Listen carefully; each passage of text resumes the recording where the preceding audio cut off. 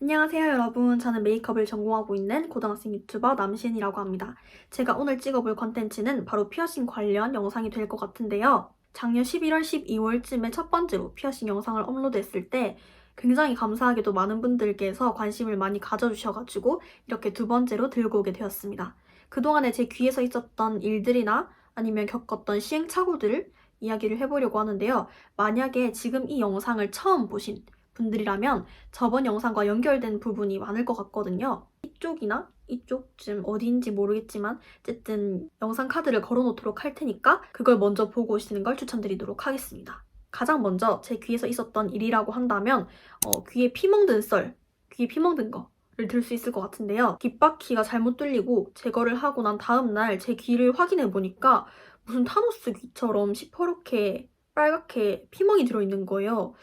굉장히 제가 놀랐었거든요. 그걸 보고 어떻게 하면 이렇게 피멍이 들 수 있는 거지? 하면서 제 친구들도 좀 많이 놀라 했었고 그게 한 2주 정도? 꽤 오래 가더라고요. 제가 이렇게 사진을 첨부할 거지만 이 사진보다 더 심각했었거든요. 실제로 보기에는 더 심하게 피멍이 들었었어요. 두 번째가 바로 새롭게 귓바퀴를 뚫었다는 것입니다. 서면 지하상가에서 뚫었었고 지금 위치라든지 각도라든지 그런 부분에 있어서 굉장히 마음에 들거든요. 저번에 뚫었을 때는 머리카락을 귀 뒤로 넘길 때나 머리 감을 때나 되게 많이 걸렸었고 좀 붓기도 심한 것 같았고 욱신욱신한 그런 게 좀 오래 갔던 것 같은데 이번에 뚫었을 때는 그런 고통이 얼마 안 가더라고요. 그래서 이번에 뚫은 거는 좀 굉장히 성공적이었다라고 말씀드릴 수 있을 것 같습니다. 세 번째가 포워드 헬릭스를 막으려고 피어싱을 뺐다는 건데요. 올해 1월 그쯤에 투명 피어싱으로 바꿔야 할 일이 있어서 투명으로 교체를 했었거든요.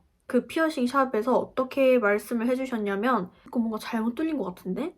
뭔가 잘못하면 찢어질 것 같은데? 라고 말씀을 하시는 거예요. 그때 솔직히 저는 조금 충격 먹었거든요. 왜냐면 이미 귓바퀴를 실패를 한 경험이 있잖아요. 귓바퀴와 포워드 헬릭스를 같이 뚫었을 때 가격을 저렴하게 주고 뚫은 건 아니었거든요. 은근 가격대가 있었어요. 제 친구들한테 물어봤을 때. 그런데 포워드 헬릭스가 잘못 뚫려서 얘마저도 빼야 될 수도 있겠다라는 생각을 하니까 돈이 너무 아깝더라고요.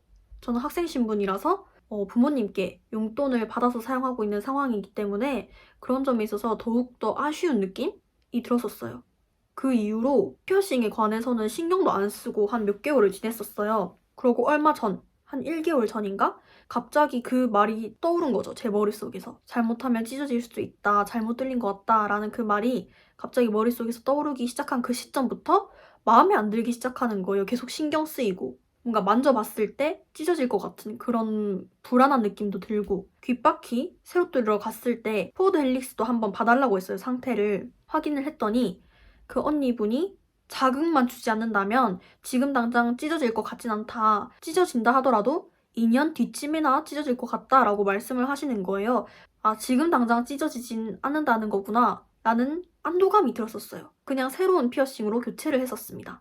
부산대에 볼 일이 생겨서 이동을 하는 중에 생각을 해보니까 이게 어쨌든 간에 찢어질 수 있다는 건데 내가 굳이 새로운 피어싱으로 교체를 했어야 됐나? 라는 생각이 드는 거예요.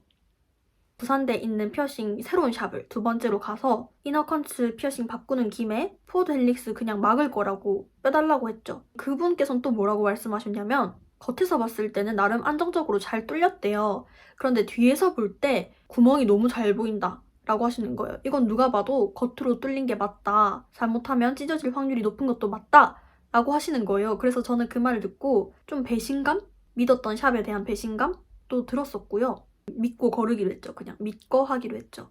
그리고 네 번째, 이너컨츠 링 피어싱에 관한 이야기가 되겠는데요. 이제 이너컨츠 뚫은 지 1년 정도 넘었거든요. 나름 잘 아문 것 같고 이제 돈 나지도 않는 것 같아서 링 피어싱으로 바꾼 거였어요. 그 포워드 헬릭스 빼러 갔을 때 그때 교체를 하고 이틀 정도 지났나? 이너컨츠 연골에서 고름이 나는 것 같은 거예요. 그래가지고 그냥 일반적인 바 피어싱으로 다시 샵에 가서 바꿨어요. 여러분들도 링 피어싱으로 바꿀 때 잘 생각해야 될 게 바 피어싱 같은 경우에는 한번 이렇게 딱 끼워 넣으면 움직일 일도 잘 없고 내가 만지지 않는 이상 고정돼 있는 거라서 덧날 일도 잘 없거든요.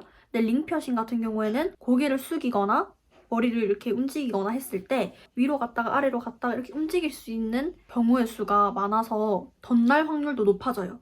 링 피어싱 같은 거는 하려면 좀 신중하게 생각하고 해야 될 것 같습니다. 1년이 지났는데도 이렇게 염증이 고름이 나온 거니까 잘 고려를 해야 되는 부분인 것 같아요. 최종적으로 여러분들께 말씀드리고 싶은 게 있는데 요즘에는 되게 학생분들도 그렇고 피어싱이 대중화돼 있잖아요.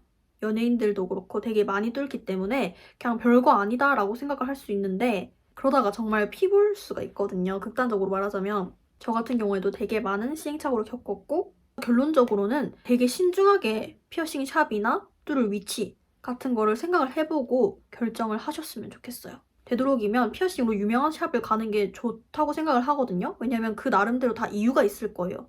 유명한 데는 다 이유가 있습니다, 여러분. 그러니까 그런 것들을 참고를 해서 제 영상도 그냥 너무 맹신하지는 말고 참고하는 용으로만 봐주셨으면 좋겠습니다. 이렇게 하면 모든 이야기들을 다 풀어본 거고 다음에도 좋은 컨텐츠로 찾아뵐 테니까 영상이 재밌거나 도움되셨다면 좋아요와 구독 버튼 한 번씩만 부탁드릴게요. 아, 그리고 궁금한 점이 있다면 댓글도 많이 남겨주시길 바라겠습니다. 그럼 안녕!